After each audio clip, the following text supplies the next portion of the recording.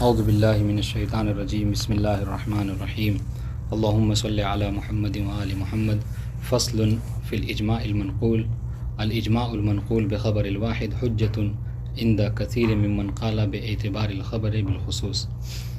گرچہ کل ہم لوگوں نے جو ہے وہ اس کو پڑھا تھا، پر یہ کہ فی البدی پڑھا تھا تو کچھ چیزیں بہرحال رہ گئی تھیں۔ آج کوشش یہ کریں گے کہ اچھی طریقے سے اس کو کمپلیٹ کر لیں، اور بہت سے احباب آئے ہیں تو ان کے لیے بھی بات جو مکمل رہے۔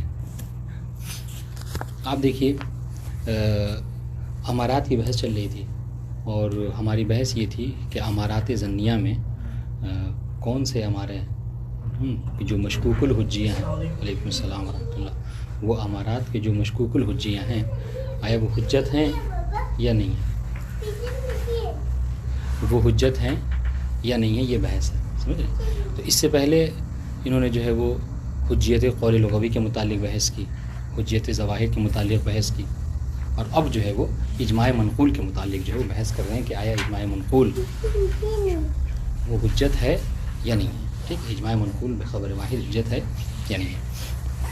اس بحث کو سمجھنے سے پہلے ہمیں یہ سمجھنا ہوگا کہ اجماع منقول سمجھ رہے ہیں جو ہے یہ مقابلے میں ہے کس کے؟ اجماع محصل کے۔ اجماع محصل کیا ہے؟ خود لفظ سے یہ بات واضح ہے کہ اجماع محصل یہ ہوتا ہے کہ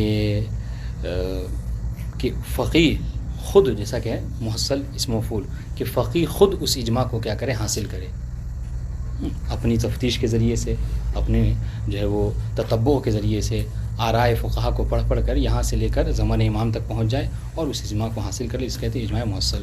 تو وہ حجت ہے یا نہیں ہے؟ کہہ رہے کہ جی ہاں، اجماع محصل جو حجت ہے، اور اس کی تفصیلی بحث انشاءاللہ بعد میں آئے گی۔ دوسری بحث جو محل بحث میں ہے، البتہ اس محل بحث میں بھی اجماع منقول، ہر اجماع منقول محل بحث میں داخل نہیں ہے۔ ہاں، اجماع منقول تین طرح سے ہے، سیکھیے گا۔ جو اجماع منقول کیا یعنی وہ اجماع کہ جو ہم تک نقل کیا گیا ہے، اسم مفعول، وہ اجماع کہ جو ہم تک نقل کیا گیا ہے وہ محل بحث ہے۔ لیکن کون سا؟ کہا یہ جو ہم تک اجماع کو نقل کیا گیا ہے، یہ تین طرح سے نقل ہوتا ہے۔ کبھی کبھی اس اجماع کو ہمارے لیے نقل کیا گیا ہے، کیسے؟ کہا خبر متواتر کے ذریعے سے، واضح انشاءاللہ۔ تو کیا وہ محل بحث میں داخل ہے یا نہیں ہے؟ آپ جواب میں کہیں کہ نہیں، وہ محل بحث میں داخل نہیں ہے۔ کیوں؟ اس لیے کہ وہ اجماع کہ جو تواتر کے ذریعے سے ہم تک نقل کیا ہے وہ یقیناً حجت ہے، چنانچہ وہ بحث سے خارج ہے، واضح انشاءاللہ۔ دوسری بات جس کو عام طور سے شرح میں نہیں ملے گی یہ بات، سمجھ رہے ہیں، لیکن یہ بہرحال ہمارے استاد نے یہ بات بتایا تو فائدے کے لیے بتا رہے ہیں۔ وہ کیا؟ اگر اجماع کو نقل کیا گیا ہے پر ناقل اجماع نے کوئی ایسا قرینہ ذکر کر دیا ہے کہ جو حجت کے اوپر دلالت کر رہا ہے، تو کہا وہ بھی اجماع جو ہے ہماری بحث میں داخل نہیں ہے۔ کیوں؟ اس لیے کہ ہماری بحث اس اجماع میں ہے، اس ظن میں ہے کہ جس کی حجیت مشکوک ہے، ٹھیک ہے، اور وہ اجماع کے جو تواتر کے ذریعے سے نقل کیا گیا ہو یا قرینہ پایا جاتا ہو، یہ مشکوک الحجیہ نہیں ہوں گے، بلکہ کیا حجت کے اوپر گویا کہ دلیل قائم کر دی گئی، چنانچہ یہ محل بحث سے خارج ہے۔ تو ایک مورد رہتا ہے اجماع منقول کا کہ جو محل بحث میں داخل ہے، وہ کیا؟ وہ اجماع کہ جو خبر واحد کے ذریعے سے ہمارے لیے نقل کیا گیا ہے، واضح انشاءاللہ۔ اب وہ حجت ہے یا نہیں ہے؟ کہا اس بارے میں ہم یہاں پر بحث کریں گے، ٹھیک ہے۔ اب آئیے دوسری بات یہ کہ اب جو لوگ، اب یہاں پر دو سمجھیے، دو فریق ہیں۔ بعض وہ لوگ ہیں کہ جو حجیت اجماع منقول کے قائل ہیں، حجیت اجماع منقول بخبر الواحد کے قائل ہیں، یعنی وہ اجماع کہ جو خبر واحد کی نقل کی گئی اس کی حجت کے قائل ہیں، ٹھیک ہے۔ اور بعض دوسرے کہ جن میں مصنف بھی ہیں وہ اس کی حجیت کے قائل نہیں ہیں۔ اب اگر ان سے پوچھیں، سمجھ رہے ہیں، یہ سب سے پہلے اس بات کو سمجھیں کہ یہ خبر واحد سے کیا کنیکشن ہو گیا۔ ایک طرف آپ کہہ رہے ہیں اجماع، اور دوسری طرف اس کو تعبیر کر رہے ہیں خبر واحد، یہ کیا کنیکشن ہے؟ تو جی کنیکشن اس طریقے سے ہے کہ گرچہ وہ اجماع ہے لیکن اجماع حاکی کے لیے ہے، حاکی کے لیے وہ اجماع کہلائے گا، لیکن محکی کے لیے، جس کے لیے نقل کیا گیا ہے، منقول الیہ کے لیے، وہ تو کیا ہے؟ خبر واحدی کی حیثیت رکھتا ہے، سمجھ رہے ہیں۔ مثال کے طور پر شہید ثانی نے تتبع کی، شہید ثانی نے اپنے غور و فکر کر کے اجماع کو حاصل کیا، لیکن انہوں نے ہمارے لیے جو نقل کیا وہ یہ کہا کہ اس مسئلے میں اجماع ہے، تو ہمارے لیے تو خبر دینے والے بہرحال کون ہیں؟ شہید ثانی ہیں، ٹھیک ہے۔ تو جس طریقے سے ایک خبر ثقہ کی حیثیت ہوتی ہے، اس طریقے سے ہم اس اجماع کو دیکھیں کہ وہ بھی موثق ہیں، اب ان پر وہی معاملہ کریں گے، ٹھیک ہے، اس اجماع کے ساتھ۔ اس وجہ سے کہا کہ یہ جو اجماع ہے خبر واحد کے ذریعے سے۔ اب سنیے، اب جو لوگ یہاں پہ حجت کے قائل ہیں اجماع منقول کے، سمجھ رہے ہیں، تو وہ جو حجت کے قائل ہیں انہوں نے دلیل دی ان سے جب دلیل پوچھیں کہ آپ جو حجت کے قائل ہیں آپ کی دلیلیں کیا ہیں، تو انہوں نے کہا کہ ہمارے پاس کوئی خاص مستقل دلیل اجماع منقول کی حجت کے اوپر نہیں ہے، بلکہ وہ دلیل کہ جو قائم کی گئی ہے خبر واحد کی حجیت کے اوپر، یا تو عموماً یا اطلاقاً اس کو بھی جو کیا ہے شامل ہے اجماع منقول۔ یعنی کیا؟ یعنی یہ گویا کہ اجماع منقول ایک فرد ہے کس کی؟ خبر واحد کا، ٹھیک ہے۔ اب اگر خبر واحد کی حجیت جو ثابت ہو گئی تو اجماع منقول کی حجیت بھی جو ہے وہ ثابت ہو جائے گی۔ ابھی چاہے وہ جو دلیل عام ذکر کی گئی ہے خبر واحد کے لیے کے بعد میں انشاءاللہ آئے گی، یعنی وہ جو عام آیتیں ہیں یا جو عام روایتیں ہیں، ٹھیک ہے، اگر وہ دلالت کر رہی ہیں تو یہ بھی اجماع منقول اس کے ایک فرد میں سے ہو جائے گا، ایک خاص میں سے ہو جائے گا، اور اس کی جو ہے کیا ہے حجیت ثابت ہو جائے گی۔ یا اگر وہ مطلق دلیلیں ہیں تو یہ کیا ہے اس کے ایک مقیدات میں سے ہو جائے گا، اس کے ایک افراد میں سے ہو جائے گا، چنانچہ اس کی بھی حجیت ثابت ہو جائے گی۔ واضح انشاءاللہ؟ تم کہنے کا مطلب کیا ہے؟ کہنے کا مطلب یہ کہ جو حجیت کے قائل ہیں اجماع منقول کے، ان کی اپنے لیے کوئی خاص مستقل دلیل اس پر انہوں نے نہیں دی ہے۔ بات واضح؟ اب آئیے دوسری بات جو مصنف یہاں پر ذکر کر رہے ہیں وہ یہ کہ ہم جو اجماع کہتے ہیں ہم شیعوں کے نزدیک، گرچہ ملاک ہم مشہور یہ ہے کہ ادلہ منابع جو ہے ہمارے نزدیک 4 ہیں، ٹھیک ہے، لیکن حقیقت دیکھا جائے تو ہمارے یہاں منابع 4 نہیں ہیں، بلکہ منابع جو ہے کیا فقط 3 ہیں، ٹھیک ہے۔ کیوں؟ اس سے کہ اجماع کو علماء نے ارجاء کیا ہے، پلٹایا ہے کس کی طرف؟ سنت کی طرف۔ کیسے؟ اب سنیے، یہ کہ اجماع بما ہوا اجماع ہم شیعوں کے نزدیک حجت نہیں ہے، یہ اہل سنت کا قول ہے کہ وہ کیا ہے، وہ کہتے ہیں کہ امت جو ہے کبھی خطا پر جو ہے جمع نہیں ہو سکتی، لیکن ہم شیعہ کیا کہتے ہیں کہ نہیں، ہمارے نزدیک اجماع بما ہوا اجماع اس کی کوئی حیثیت نہیں ہے، بلکہ ہمارے نزدیک اجماع وہی حجت ہے کہ جو کاشف رائے معصوم ہو۔ بس اگر کوئی اجماع ایسا ہے کہ جو کاشف رائے معصوم نہ ہو، اس اجماع کی ہمارے نزدیک کوئی حیثیت نہیں ہے، چاہے پوری امت ہی کیوں نہ کہنے والی ہو۔ انشاءاللہ تو ہمارے نزدیک جو تمام جو اس کو ہم اس طریقے سے تعبیر کر سکتے ہیں کہ ملاک کیا ہے، معیار کیا ہے حجیت اجماع میں ہم امامیہ کے نزدیک، تو ہم کہیں گے کاشف رائے معصوم ہونا۔ واضح انشاءاللہ؟ اب آئیے، جب ہم نے یہ کہا کہ ملاک اور معیار حجیت اجماع میں امام کی رائے کا ہونا ہے، تو اب یہ جو امام کی رائے مطلب اس اجماع میں موجود ہے، شامل ہے یا نہیں ہے، اس کو کیسے کشف کریں گے، یہ کیسے معلوم ہوگا؟ تو کہہ رہے کہ یہ اس کے 5 طریقے ہیں، یہ 5 راستے ہیں کہ جس کو ہم کہتے ہیں مستندات اجماع کہہ سکتے ہیں، کہ یہ جو حاکی اجماع ہے، جو اجماع کا نقل کر رہا ہے، ناقل اجماع، اس کو اس بات کا بھی علم ہو جائے، اس بات کا بھی قطع ہو جائے کہ یہ اجماع فقط علماء کا اجماع نہیں ہے، بلکہ اس اجماع میں امام بھی شامل ہیں۔ یہ 5 طریقے سے وہ جو ہے حاصل ہو سکتا ہے۔ سب سے پہلی بات جس کو انہوں نے ذکر کی ہے کہ اس کو تعبیر کرتے ہیں اجماع دخولی کے حوالے سے، یا اس سے پہلے ایک اور تقسیم آپ یاد کر لیں، ٹھیک ہے، کل اس بات کو ذکر نہیں کیا تھا، وہ کیا؟ وہ یہ کہ کبھی کبھی جو ہے وہ حاکی جو ناقل اجماع ہے، انہوں نے تعبیر کی حاکی اجماع کے ذریعے سے۔ آپ ناقل اجماع حاکی اجماع ایک ہی بات ہے، ٹھیک ہے، یعنی جو اجماع کا دعویٰ کر رہا ہے مدعی اجماع ہے، کہہ رہے وہ کبھی کبھی جو کیا ہے اجماع کو حاصل کرتا ہے حسن، ٹھیک ہے، اور کبھی کبھی اسے نقل کرتا ہے حدسن۔ ان شاء اللہ حسن اور حدسن۔ حسن کا کیا مطلب؟ یعنی خود لفظ سے واضح ہے، یعنی کیا اپنے حواس خمسہ کے ذریعے سے اس نے کیا کیا ہے، اس اجماع کو حاصل کیا ہے۔ یعنی کیا مطلب؟ یعنی خود امام کی زبان سے جا کر اس نے سنا ہے۔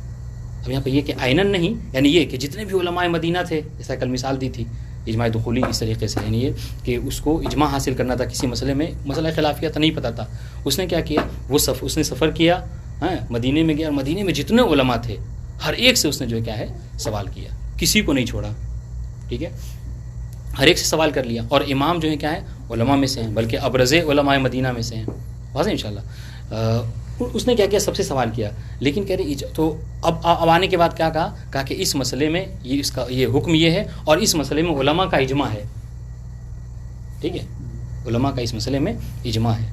تو اب تو یہ کیا ہو گیا، یہ اجماع دخولی۔ کیسے کہا؟ اس لیے کہ امام مدینے میں ہیں، ٹھیک ہے، اور مدینے کے جتنے علماء ہیں ہر ایک سے اس نے بھی کیا کیا ہے، سوال کر لیا ہے، ٹھیک ہے۔ ہاں البتہ اجماع دخولی کے حوالے سے ایک بات ذکر کرتے ہیں کہ اجماع دخولی اس وقت حجت ہے کہ جب جو اس نے جتنے علماء سے سوال کیا اس میں بعض علماء کا ایسا ہونا ضروری ہے کہ جو مجہول النسب ہوں، تاکہ ان کے بارے میں یہ کہا جا سکے کہ یہی جو ہے کیا ہے امام تھے مثلا۔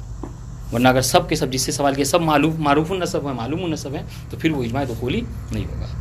واضح انشاءاللہ۔ اب یہاں پر ایک بہت اہم بات جو کل نہیں ذکر کی تھی، ہے نا، کہ آپ اجماع دخولی کہہ رہے ہیں، اور اجماع دخولی میں کیا کہہ رہے ہیں؟ خود لفظ سے واضح، اجماع دخولی یعنی کیا؟ یعنی امام بھی داخل ہیں مجمعین میں، واضح انشاءاللہ. لیکن کل یہ بات نہیں ذکر کی تھی، آج ذکر کر رہا ہوں کیا کہ اجماع دخولی میں امام داخل ہیں، ٹھیک ہے، شخصاً داخل ہیں، عیناً داخل نہیں. یہ مصنف کی عبارت ہے. تو یہ کیوں عبارت انہوں نے استعمال کی کہ شخصاً داخل ہیں عیناً داخل نہیں ہے؟ کہا اس لیے کہ شخصاً ہی ضرور اگر داخل ہوں گے تو اجماع دخولی ہوگا، ورنہ اگر عیناً داخل یعنی کیا مطلب؟ پتہ بھی چل جائے کہ مدینے کے فلاں گھر میں ہم نے فلاں شخص سے سوال کیا، وہ امام تھے، تو پھر بقیہ علماء سوال کرنے کی ضرورت ہی نہیں ہے. پھر یہ اجماع کہاں رہا؟ پھر تو کیا ہے؟ یہ سنت میں بات ہو گئی، یعنی قول معصوم گویا ہو جائے گا. واضح انشاءاللہ. تو کیا کہا کہ اجماع دخولی کے لیے ضروری ہے کیا کہ شخصاً داخل ہو، وَإِن لَمْ يُعْرَفْ عَيْنًا، گرچہ یہ نہ معلوم ہو کہ عیناً بذات خود کون، کس جو یعنی امام کی شخصیت کون تھی، کس سے ہم نے سوال کیا وہ امام تھے، یہ اگرچہ معلوم نہ ہو تب اجماع دخولی ہوگا، ورنہ پھر کیا ہے؟ ورنہ پھر یہ مسئلہ سنت میں چلا جائے گا، قول معصوم میں. واضح انشاءاللہ. تو یہ عبارت ہے. تو یہ ایک پہلی صورت تھی کیا؟ اجماع دخولی کی. اور ہم نے کیا کہا کہ جو ناقل اجماع ہے وہ اجماع کو نقل کرتا ہے کبھی کیا؟ حسن. ٹھیک ہے.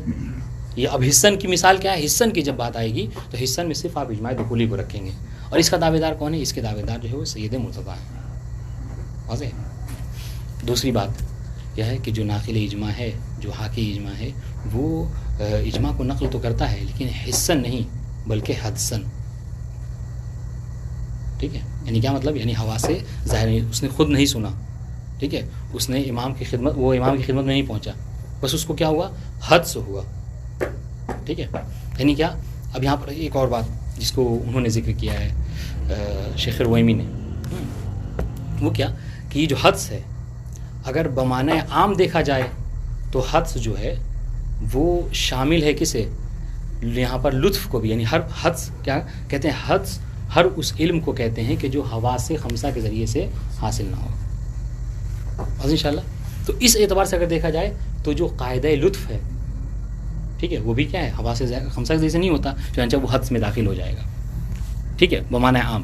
لیکن یہاں پر جو مصنف نے استعمال کیا ہے، یہاں پر حدس کو اس معنی میں استعمال نہیں کیا ہے، سمجھ رہے ہیں، بلکہ یہاں پر حدس کو اس معنی میں استعمال کیا ہے کہ وہ حدس کہ جس کے اندر نہ ملازمہ عادیہ پایا جاتا ہو اور نہ ملازمہ عقلیہ پایا جاتا ہو، بلکہ کیا صرف اور صرف اتفاقی ہو. ٹھیک ہے. سنیے گا. تو ہم نے کیا کہا؟ ہم نے کہا ہماری بات چل رہی تھی مستندات اجماع کے حوالے سے کہ یہ جو امام، ہم نے کہا کہ معیار کشف رائے معصوم ہے، اور امام کے، ٹھیک ہے، امام کی رائے کا کشف جو ہے کیا ہے؟ 5 طریقوں سے ہو سکتا ہے. سب سے پہلا طریقہ ہم نے ذکر کیا کیا؟ اجماع دخولی کے ذریعے سے. ٹھیک ہے. یعنی تمام علماء سے سوال کسی کو نہیں چھوڑا، اس طریقے سے کہ گویا امام بھی اس میں داخل ہے. دوسری بات جو امام کی رائے کو کشف کر سکتا ہے انسان، وہ کیا کہ اس سے ملازمے کے حوالے سے. ٹھیک ہے. یعنی اس نے کیا، یعنی ناقل اجماع نے جو نقل کیا کہ فلاں مسئلے میں علماء کا اجماع ہے، تو اب یہاں پر اس کو اس بات کا علم ہو گیا، قطع ہو گیا کہ صرف یہاں علماء ہی نہیں کہتے اس بات کو، بلکہ کیا ہے؟ بلکہ ملازمہ پایا جاتا ہے علماء کے قول میں اور امام کی رائے میں.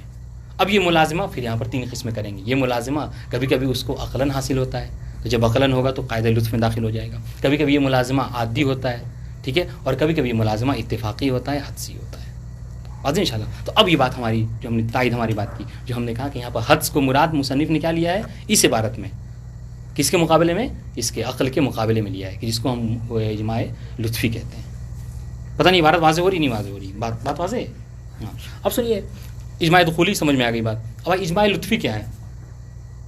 وہ جو امام کے قول کو نقل کیا، علماء کے قول کو نقل کیا، اور ملازمہ بالملازمہ کہا کہ صرف یہاں علماء کا قول نہیں ہے بلکہ اس سے رائے امام کے بھی کشف ہو رہا ہے. یہ کیا ہے؟ کہا کہ یہ ملازمہ لطف عقلاً پایا جاتا ہے. کیوں؟ اب سنیے اجماع لطفی کیا ہے. وہ یہ کہ سب سے پہلے لطف کی تعریف، علم کلام میں کہتے ہیں لطف کیا ہے؟ کل ما یقرب العباد عن الطاعہ ویبعدہ عن المعصیہ. ٹھیک ہے. تو اب سنیے، تو اب اور پروردگار ہم کہتے ہیں کہ ہم عقائد کتاب پڑھتے ہیں کہ لطف جو کیا ہے خداوند عالم کے اوپر واجب ہے. سمجھ رہے ہیں؟ تو اب یہ کیسے ملازمہ؟ یعنی یہ کہ وہ جو اجماع لطفی کے قائل ہیں وہ یہ کہتے ہیں کہ ایسا نہیں ہو سکتا کہ خداوند عالم جو ہے تمام کی تمام شیعت کو، مسلمانوں کو، ہے نا، کیا کرے؟ باطل پر چھوڑ دے. ایک غلط مسئلے کے اوپر جو ہے وہ چھوڑ دے کہ سب اس پر اجماع کیے ہوئے ہوں، اور پروردگار جو ہے کیا ان کو یوں ہی ترک کر دے اور صحیح راستہ جو ہے وہ نہ بتائے. سمجھ رہے ہیں؟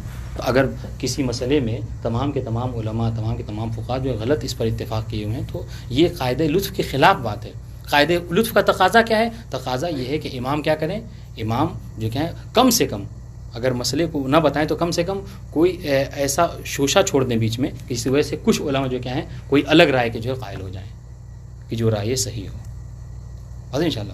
تو انہوں نے کیا کہا کہ ملازمہ پایا جاتا ہے، اور وہ ملازمہ عقلیہ ہے، ٹھیک ہے، من باب لطف، کس میں؟ رأی علماء میں اور رأی امام میں. کیوں؟ اس لیے کہ اگر آپ اس ملازمہ قائل نہیں ہوں گے تو اس سے یہ لازم آ رہا ہے کہ امت اور جو ہے وہ پروردگار عالم نے گویا کہ اپنے بندوں کو یوں ہی چھوڑ رکھا ہے اور ان کی ہدایت کے راہ کو جو ہموار نہیں کیا ہے. واضح انشاءاللہ. تو یہ اسے اجماع لطفی. اس کے بعد کہا کہ اجماع کبھی کبھی جو ہے کیا ہوتا ہے، یہ ملازمہ کا قائل ہے حاکی اجماع، ٹھیک ہے، یعنی امام کی رائے کو کشف کر رہا ہے.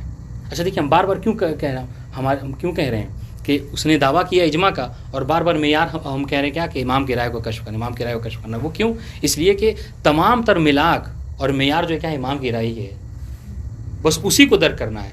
وہی کبھی کبھی حسن ہو جا رہا ہے، اور وہی کبھی کبھی جو کیا ہے عقلاً، اور کبھی کبھی عادتاً. عادتاً کیا ہے؟ عادتاً یہ ہے کہ یعنی آپ یہ کہیں کہ ملازمہ پایا جاتا ہے رأی علماء میں، رأی فقہا میں، اور رأی امام میں. کیا؟ اور یہ ملازمہ کیا ہے؟ ملازمہ عادی ہے. یعنی کیا مطلب؟ یعنی ایسا نہیں ہو سکتا کہ بڑے بڑے فقہا 25 اور 30 جو اتنے زیادہ علماء، بڑے بڑے مشہور فقہا جو کیا ہے کسی مسئلے کو کسی مسئلے میں اپنی رائے پیش کریں، اور وہ رائے جو کیا ہو امام کی رائے کے خلاف ہو. سمجھ رہے ہیں؟ کیوں؟ اس لیے کہ یہ ہر چیز میں علماء چھوٹی سے چھوٹی چیز میں جو کیا کرتے ہیں، ان کا تمام تر ملاپ کیا ہوتا ہے؟ امام ہوتے ہیں نا، کہ وہ امام کی رائے سے کبھی مخالفت نہ کریں. تو کیسے ہو سکتا ہے کہ کسی چیز مسئلے میں سب کے سب ایک بات کہیں اور امام کی رائے اس سے بالکل الگ ہو؟ البتہ یہ مطلب ابھی سب کو وہ کاٹیں گے، سب کو مطلب مصنف جو قبول نہیں کریں گے، لیکن یہ ہے کہ اب تک یہ ہمیں سمجھنا ہے کہ یہ عادتاً کیا ہے. تو یہ ملازمہ یہ ہے، ملازمہ عادی کے اتنے بڑے مشہور فقہا جو کیا ہیں کسی مسئلے کو اگر کوئی اپنی رائے رکھ رہے ہیں تو یقیناً وہ رائے جو کہ امام کی رائے کے خلاف نہیں ہوگی. اسے کیا کہتے ہیں؟ اجماع عادی. اجماع عادی کہہ رہا ہوں، اسی ملازمہ اور ملازمہ عادیہ ہے. تو کبھی کبھی یہ اس طریقے سے کیا ہوتا ہے، جو حاکی اجماع ہے اس کو امام کی رائے کا یقین ہو جاتا ہے، قطع ہو جاتا ہے. یہ تیسری صورت تھی، ہے نا. ہاں، چوتھی صورت کیا ہے؟ وہ یہ کہ یہ بھی ملازمے کی تیسری قسم کیا ہے؟ وہ ملازمہ اتفاقیہ حدسیہ. یعنی وہ کیا؟ وہ یہ کہ وہ جو حاکی اجماع ہے اس کو حدس ہو جائے. اب دیکھیے، اب یہاں پر اس کو حس نہیں ہے، سمجھ رہے ہیں. اب یہ حدس کیا ہے؟ استعمال کیا کس مصنف نے؟ کس کے مقابلے میں؟ قاعدہ لطف کے مقابلے میں، ٹھیک ہے، اجماع دخولی کے مقابلے میں، ٹھیک ہے. اب اس کو حدس ہو جائے کیا؟ جیسا کہ اور اس کے بارے میں بھی ہم پڑھیں گے کہ اس کو حدس ہو جا رہا ہے کس بات کا؟ کہ امام کی جو فقہا کی رائے ہے وہی جو کیا ہے امام کی بھی رائے ہے. جو فقہا کی رائے ہے وہی امام کی بھی رائے ہے. اسے حدس ہو رہا ہے، گمان ہو رہا ہے. اور یہ کیسے؟ کہنے کہ یہ تھوڑا سا پائن تر سب سے نیچا درجہ ہے. وہ کیا؟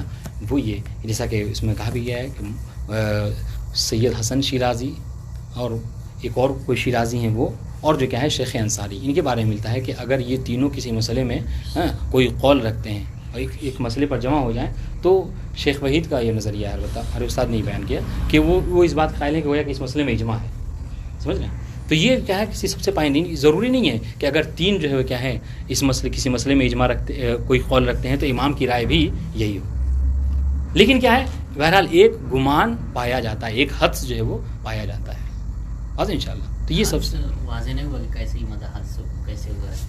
حدس کا مطلب کسی قرینے کے ذریعے سے یا کسی قرینے کے علاوہ یہ حدس قرینے کے ہی معنی میں ہو سکتا ہے. جیسے حصے کا مطلب جی، اس میں یہ ہے کہ حواس خمسہ جو بتا رہا ہوں ٹھیک ہے جی، کسی ایک کے ذریعے سے ہم نے ہاں ہو سکتا ہے. جیسے مثال کے طور پر یہ کیا ہے اگر مثال کے طور پر جیسا کہ نسبت ہے، بہرحال اگر شیخ وحید یہ کہتے ہیں کہ یہ تینوں اگر کسی مسئلے میں رائے رکھتے ہیں تو امام کی رائے یہی ہے، اور ہم کہتے ہیں کہ یہ اجماع ہے، تو ہو سکتا ہے کہ شیخ وحید نے کوئی ایسا قرینہ پایا ہو، سمجھے، جس کی وجہ سے وہ اس بات کے قائل ہو گئے. ضروری نہیں کہ وہ قرینہ ہمارے لیے دوسرے مجتہدین کے لیے بھی وہ حاصل ہو. یعنی قرینے سے جی ہو سکتا ہے قرینے کے ذریعے سے ہو. جی یعنی کوئی جو بھی ہو بس حواس کے ذریعے سے نہ ہو، حس کے مقابلے میں. آتے ہیں انشاءاللہ. ہاں تو یہ ایک اور بنی کہ وہ کیا ہے کہ وہ اتفاقاً ایسا ہو سکتا ہے. اور یہ کیا ہے، یہ جو حدس ہے، یہ جو اتفاق ہے، جو ملازمہ ہے قول علماء میں اور قول معصوم میں، یہ کیا ہے، یہ عادتاً بھی نہیں ہے. جب اتفاقاً ہے تو نہ عادی ہوگا اور نہ عقلی ہوگا لطفی کے مقابلے میں، جسے کہا ٹھیک ہے. اب آئیے بات یہاں پہ ختم ہو گئی، واضح انشاءاللہ؟ نہیں واضح تو بتائیے گا.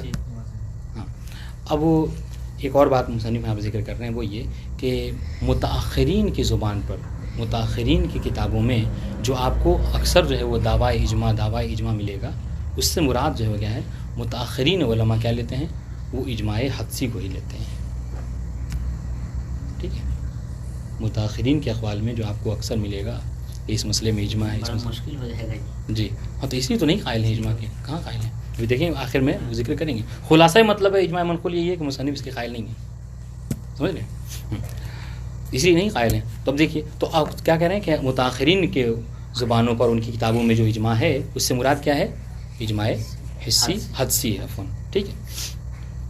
اب اس کی دلیل انہوں نے دلیل دی اس نے کہ ہم یوں ہی نہیں کہہ رہے ہیں کہ متاخرین کتابوں میں اجماع سے مراد اجماع حدسی ہے. ہمارے پاس دو دلیلیں ہیں. پہلی بات کیا کہ ایک بات، یا تو خود انہوں نے تصریح کر دی اس بات کی، قولاً بیان کر دیا کیا کہ ہم نے یہ جو اجماع نقل کیا کہ دعوے دار ہیں وہ کیا ہے، وہ حدسن ہے. ان تصریح ان کی باقاعدہ انہوں نے لکھ دیا، ٹھیک ہے، کہ ہم اس اجماع کے قائل ہیں، یہاں پر حدسن قائل ہیں. ٹھیک، یہ تصریح ہے، ٹھیک ہے، صراحتاً انہوں نے ذکر کر دیا. دوسرا طریقہ کیا ہے جو مصنف ذکر کیا کہ نہیں، تصریح نہیں پائی جاتی، وہ باقاعدہ طور پر بتائیں گے نہیں کہ یہ اجماع دخولی نہیں ہے یا یہ اجماع حدسی ہے، نہیں، بلکہ کیا ہے، بلکہ اشارہ ملتا ہے ان کی کتابوں سے، اشعار ہے اس بات کی طرف کہ یہاں پر مراد جو کیا ہے متاخرین کی، وہ کیا ہے، وہ اجماع حدسی ہی ہے. اچھا، یہ اشعار کیسے سمجھ میں آئے گا؟ کہہ رہے ہیں یہ اشعار سمجھ میں آئے گا ایسے کہ متاخرین، دیکھیں کیسے سمجھ میں آ رہا ہے کہ متاخرین اجماع حدسی قائل ہیں. کہا ایسے کہ آپ متاخرین کی کتابوں کو پڑھیں تو وہ کیا ہے، وہ اجماع دخولی کے قائل نہیں ہیں. ٹھیک ہے، کیونکہ خاص طور سے غیبت کے زمانے میں اجماع دخولی جو کیا ہے، کہہ رہے کہ مطلب ناممکن ہے، سمجھ لیجیے یہ ممکن نہیں ہے، یہ کہہ سکتے ہیں، سمجھ رہے ہیں، اجماع دخولی یعنی وہ قائل نہیں ہے اجماع دخولی کے. دوسری بات، اجماع لطفی پہ آئیے. اجماع لطفی کے قائل ہی نہیں ہے، کہا کہ متاخرین جو اجماع لطفی کے بھی قائل نہیں ہیں. سمجھ رہے ہیں کیوں اجماع لطفی کے کیوں قائل نہیں ہے؟ کہا اجماع لطفی کے یعنی بہت سے علماء یہ کہتے ہیں کہ ضرورت، آپ یہ بیان بھی کرتے ہیں کہ یہ بتائیں کہ امام کا حضور اور امام کا لوگوں کے درمیان میں موجود رہنا یہ بڑا لطف ہے، یا کسی مسئلے میں امام کی رائے کا ہونا یہ زیادہ لطف ہے؟ تو آپ کہیں گے کہ جی ہاں، امام کا لوگوں کے درمیان میں رہنا اور مسئلے مسائل کا بتانا، سوالوں کا جواب دینا یہ زیادہ لطف ہے. لیکن اس کے باوجود بھی آج ہم لوگ کیا اس سے محروم ہیں؟ نہیں ہیں. تو جب یہ جو اس سے بڑی چیز ہے نا، اس سے جب ہم محروم ہیں تو پھر کسی مسئلے میں رائے معصوم ہو سکتا ہے کہ لوگ جو کیا ہوں غلطی پر ہوں. اچھا، اس غلطی پر ہونا اس میں خدا کی کوئی کمی نہیں ہے، خدا کی طرف سے کوئی غلطی نہیں ہے، سمجھ رہے ہیں؟ اس میں بھی اس کی ذمہ دار بھی کیا ہے، علماء کہتے ہیں کہ ہم ہیں. کیوں؟ اس لیے کہ ہم نے ائمہ معصومین کے حق میں اتنی خطا کی ہے نا، اتنا ہم نے جو کیا ان پر ستم کیا، اس وجہ سے ہم اس بات کے حقدار ہیں کہ ہم جو کیا مثلا غلط مسئلے پر جو اکٹھا رہے ہیں. یہ بہرحال بعض علماء اس بات کو کہتے ہیں. تو منی متاخرین کیا ہے، یعنی اجماع لطفی کے بھی قائل نہیں ہے، دخولی کے قائل نہیں، لطفی کے بھی قائل نہیں ہے. اس کے بعد اجماع عادی، کہہ رہے کہ عادتاً اس کے اجماع عادی کے بھی وہ قائل نہیں ہے. غالباً جو ہے کیا ہے، کہہ رہے کہ یہاں ملازمہ عادتاً ایسا ہے، کہہ رہے کہ یہ بھی یعنی کوئی ضروری نہیں ہے کہ اگر علماء کسی مسئلے میں اکٹھا ہیں تو وہاں پر رائے معصوم بھی ہو، کہہ رہے کہ یہ ضروری نہیں ہے، عادتاً ایسا نہیں ہے. بلکہ اس کو انہوں نے تعبیر کیا غالباً. جی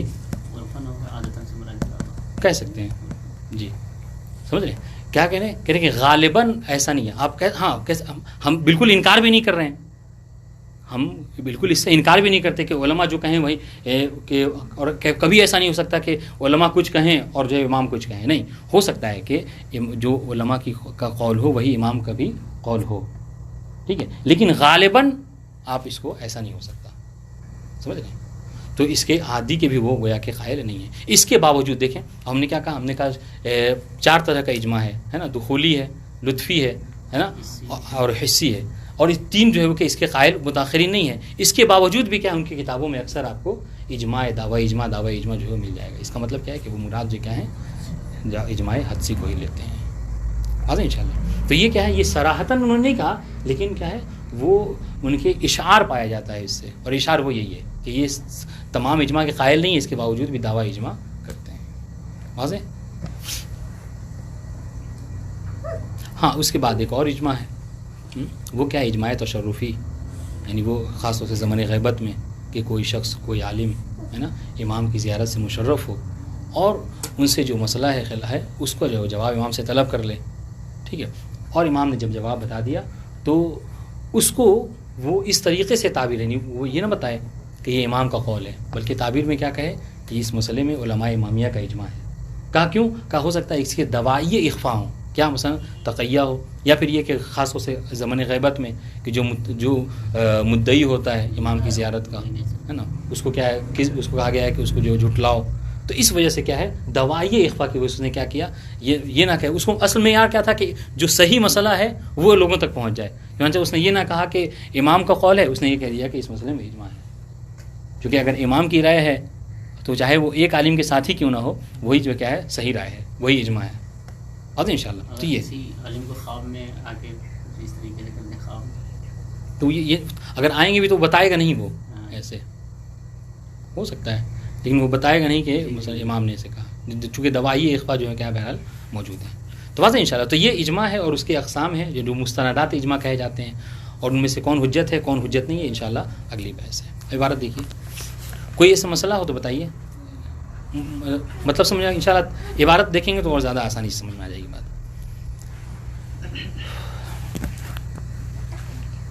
کہنے الاجماع المنقول بخبر الواحد حجت عند کثیر ممن قال باعتبار الخبر بالخصوص۔ عبارت دیکھیے گا، کہہ رہے ہیں اجماع منقول بخبر الواحد، وہ اجماع کہ جو منقول ہوا ہے نقل کیا گیا ہے کس سے، خبر واحد کے ذریعے سے۔ یہاں پر ان تینوں مسئلے کی طرف اشارہ ہے، وہ کیا ہم نے کہا تھا کہ اجماع منقول قد یکون بخبر المتواتر، ٹھیک ہے، اجماع منقول قد یکون قد يدل على حجیتہ قرینۃ مثلا، ہے نا، تو کہنے کہ یہ دونوں جو کیا ہمارے محل بحث سے خارج ہیں۔ ہمارے محل بحث میں مصنف کیا شامل رکھا ہے، الاجماع المنقول بخبر الواحد۔ کہنے کہ یہ کیا ہے، کہنے کہ حجت عند کثیر ممن قال باعتبار الخبر الخصوص، یہ اجماع منقول جو خبر واحد ہے یہ حجت ہے بہت سے علماء کے نزدیک، البتہ وہ کون سے، وہ لوگ وہ علماء کہ جو الخبر سے مراد یہاں کیا ہے، الف لام ذکری، خبر واحد یہاں پہ ذکر کیا اس سے پہلے، ہاں یعنی وہ کہ جو خبر واحد کو حجت مانتے ہیں معتبر مانتے ہیں بالخصوص، بالخصوص یعنی من باب ظن خاص لا من باب ظن مطلق، جی ہاں بات ہے انشاءاللہ۔ من بیانیہ من جہت انہ من افرادہ، ٹھیک ہے، اچھا وہ کیوں کہہ رہے ہیں کہ خبر اجماع منقول جو خبر واحد ہے اس کی حجیت کے اوپر کیا ہے، مثلا دلیل حجیت خبر واحد کی وہ دلالت کر رہی ہے، کیوں، اس لیے کہ من جہت انہ ان اجماع المنقول من افرادہ من افراد خبر الواحد، ان کا یہ کہنا ہے کہ چونکہ اجماع منقول خبر واحد کے افراد میں سے ایک ہے، ٹھیک ہے، من دون ان یکون دلیل ان یکون علیہ یعنی علی الاجماع المنقول دلیل بالخصوص، یعنی ان کے پاس کوئی خاص دلیل جو کیا ہے اعتبار، یعنی اعتبار سے مراد کیا ہے، یعنی آپ حجت کہہ سکتے ہیں، یعنی حجیت اجماع منقول کے اوپر بالخصوص خاص کر ان کے پاس کوئی اپنی مستقل دلیل نہیں ہے، بلکہ وہ دلیل ہے کہ جو حجیت خبر واحد کو دلالت کرتی ہیں وہی جو کیا کہتے ہیں کہ اجماع منقول کی دلالت کرتی ہیں، واضح انشاءاللہ۔ فلا بد فی اعتبار اجماع المنقول من شمول ادلت اعتبار خبر الواحد لہو لاجماع المنقول۔ بس جب ہم نے یہ کہا، جب ہم نے یہ تسلیم کر لیا کیا کہ اجماع منقول خبر واحد کے ایک فرد میں سے ہے، ٹھیک ہے، تو وہ دلیلیں کہ جو دلالت کرتی ہیں خبر واحد کی حجیت کے اوپر وہ شامل ہوں گی کس کے، اجماع منقول کی حجیت کے لیے، تو اگر اس کی حجیت کے لیے ضروری ہے، ابھی ترجمہ اس طریقے سے فلا بد فی اعتبارہ، بس ضروری ہے، ٹھیک ہے، حجیت اجماع منقول کے لیے کیا کہ من شمول ادلت اعتبارہ، کہ جو خبر واحد کے معتبر ہونے کی دلیلیں ہیں وہ شامل ہوں کس کو، لہو لاجماع المنقول۔ ہاں پہلا والا اعتبار کی ضمیر پلٹے گی اجماع منقول کی طرف، دوسرے والے میں جو اعتبار اس کی ضمیر پلٹے گی خبر واحد کی طرف، پھر لہو میں ہا کی ضمیر پلٹے گی اس کی طرف اجماع منقول کی طرف، بعد انشاءاللہ بے عمومہا بے عموم الادلہ او بے اطلاقہا بے اطلاق الادلہ، بعد انشاءاللہ۔ وتحقیق القول فیہ یستدعی رسم امور الاول، اب یہاں پر یہ کہ اجماع منقول میں ہم نے کیا اختیار کیا ہے، اس کو کہہ رہے ہیں کہ اس کو ہم کچھ امور میں بیان کریں گے. سب سے پہلا امر جو ہے وہ یہ ہے کہ انا وہ نہیں مستندات اجماع جو اس کو کہہ سکتے ہیں کہ انا وجہ اعتبار الاجماع هو القطع برأی الامام. یہاں پر اس بات کا اشارہ جو اس میں شرح میں ہم نے کیا کہا کیا ہم علماء امامیہ کا یہ نظریہ ہے, ہمارا یہ ماننا ہے کہ اجماع بما ہوا اجماع ہمارے نزدیک حجت نہیں ہے, بلکہ کیا ہے وجہ اعتبار الاجماع, یعنی دلیل و اعتبار الاجماع, دلیل و حجیت, اس کو اس طریقے دلیل و حجیت الاجماع عند الامامیہ ما ہوا القطع برأی الامام. واضح؟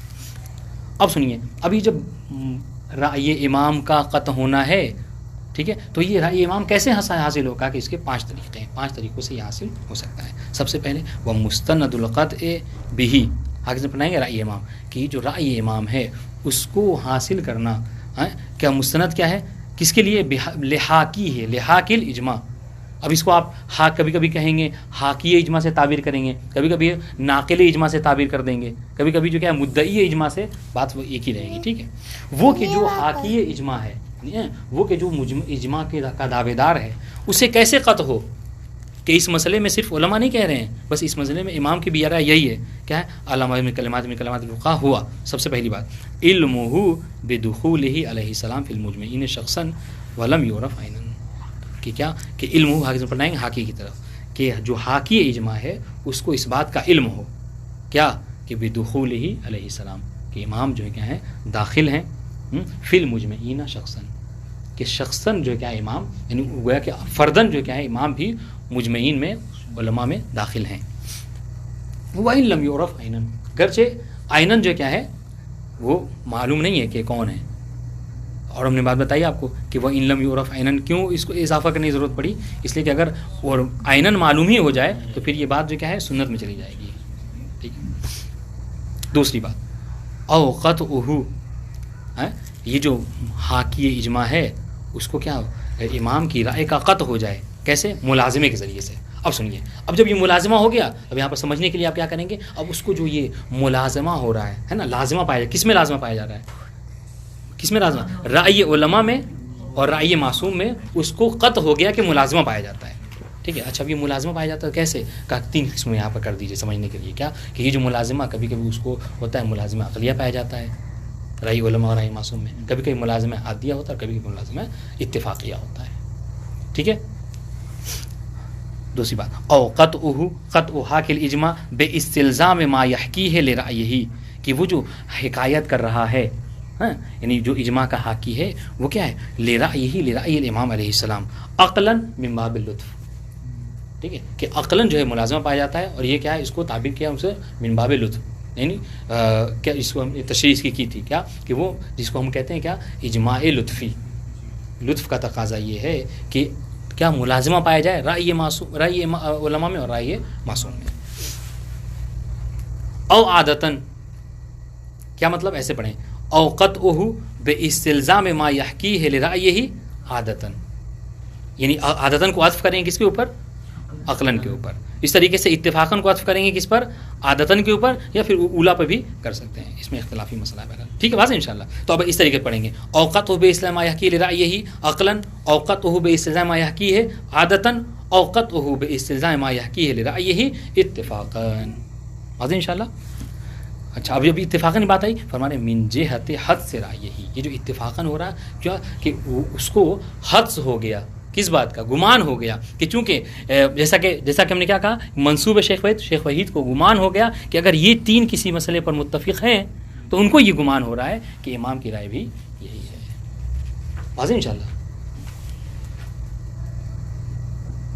پتہ نہیں وہ بات واضح نہیں جو ہم نے کہا کہ حدس ہر وہ علم کہ جو حواس خمسہ سے نہ ہو. اگر یہ معنی کریں گے تو اس حدس میں عقل بھی داخل ہے, یعنی جو عقل کے ذریعے سے ہو, حدس کے حواس کے ذریعے سے نہیں ہے. لیکن یہاں پر حدس کو استعمال کیا ہے کس کے مقابلے میں, عقل کے مقابلے میں, یہاں پر وہ معنی نہیں ہوگا. ٹھیک ہے.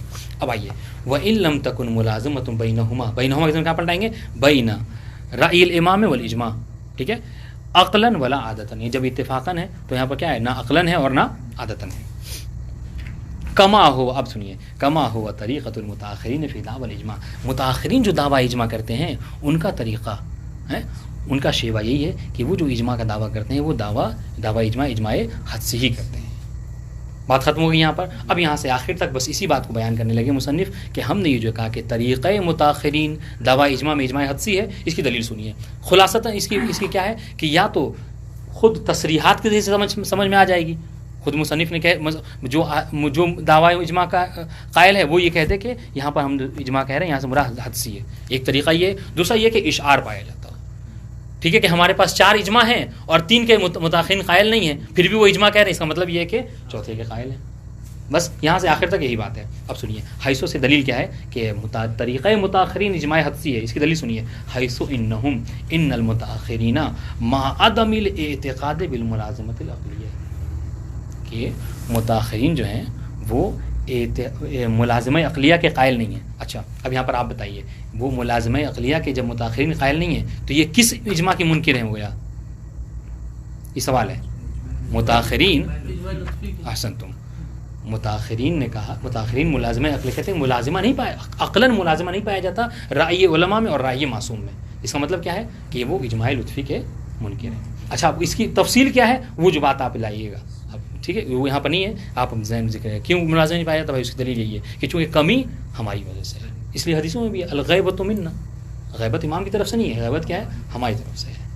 ہمارے گناہ ہے کہ جو حاجب بنے ہوئے ہیں. ان شاء اللہ. تو دیکھیے سب سے پہلی بات کیا کہ متاخرین ملازمہ عقلیہ کے قائل نہیں ہیں. دوسری بات ولل ملازمۃ العادیہ غالباً، دیکھیے دائماً نہیں ہے، غالباً کہہ رہے ہیں. ہاں غالباً کہیں گے کیا کہ ملازمہ نہیں پایا جاتا کس میں؟ رائے علماء میں اور رائے معصوم میں. ہاں ہم دائماً کہ انکار نہیں کر رہے لیکن غالباً ایسا ہے. تیسری بات وعدم العلم بدخول جنابہ فی المجمعین عادتاً.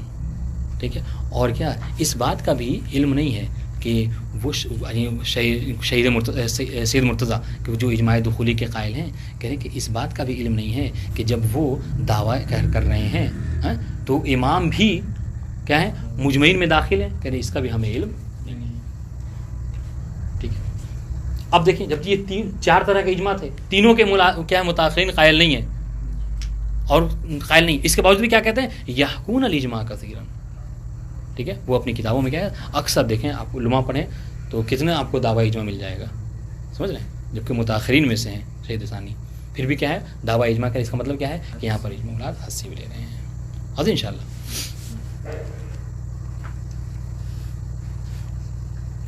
یعنی آپ اس طریقے سے عبارت سمجھیں گے کہ حیث ان المتاخرین مع عدم الاعتقاد بالملازم العقلیہ ومع عدم الاعتقاد بالملازم العادیہ ومع عدم العلم شنو یحکون الاجماع کثیرا. واضح؟ یعنی گویا کہ یہ جملہ جو ہے وہ کیا ہے خبر اننا ہو جائے گا انہم. ٹھیک ہے یحکون.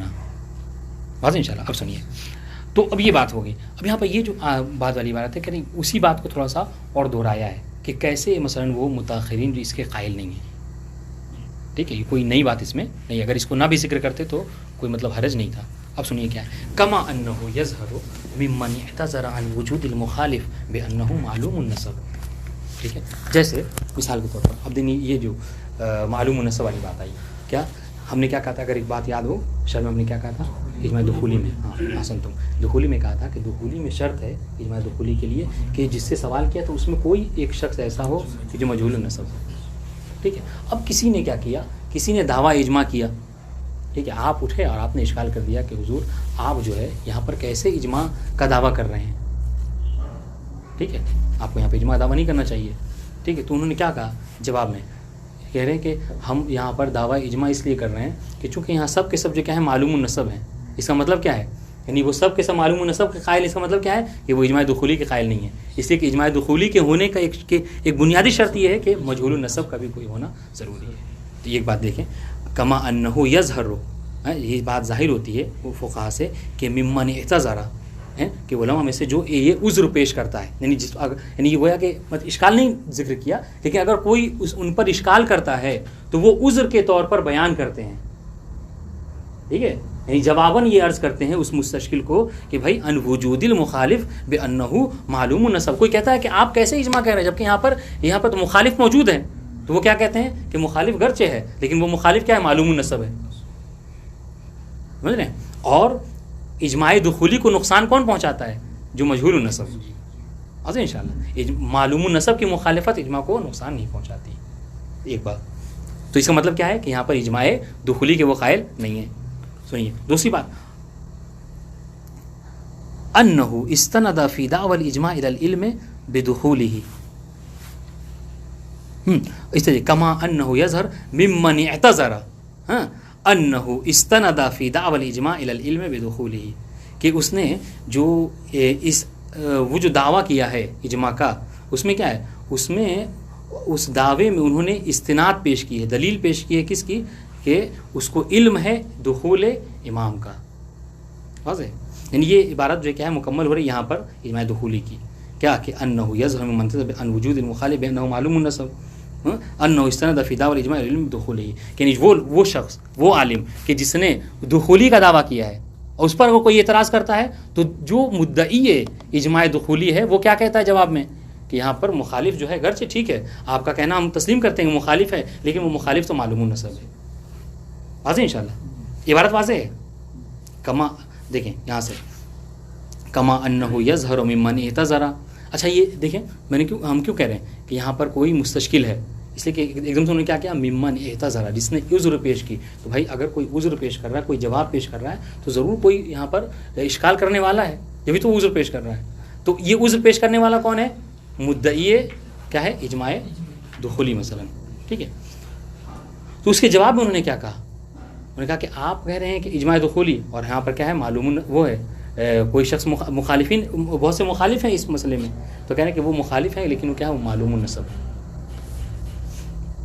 انہ استند فی دعوی الاجماع الی العلم بدخولہ وممن اعتذر، اس طریقے سے وہ عالم کہ ممن اعتذر عنہ بانقراض اثرہ، وہ کہ جو اب یعنی وہ اجماع لطفی، وہ کہ جو اجماع لطفی کے دعوے دار ہیں، اگر ان پر اشکال کیا جائے کہ آپ کیسے یہاں پر اجماع کے دعوے دار ہیں، تو وہ کیا کہیں کہ جبکہ یہاں پر علماء جو کیا ہے اس کے برخلاف بھی قول موجود ہے. جیسے آپ یہاں پر اس کی مثال یہ بہت واضح مثال یہ پیش کر سکتے ہیں، سمجھ رہے ہیں، وہ کیا سید مرتضیٰ اور شیخ طوسی کے حوالے سے.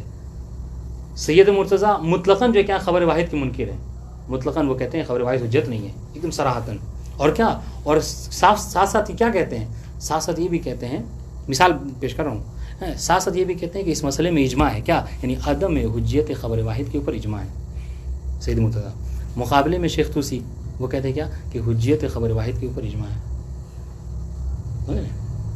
حجیت خبر واحد کے اوپر اجماع ہے.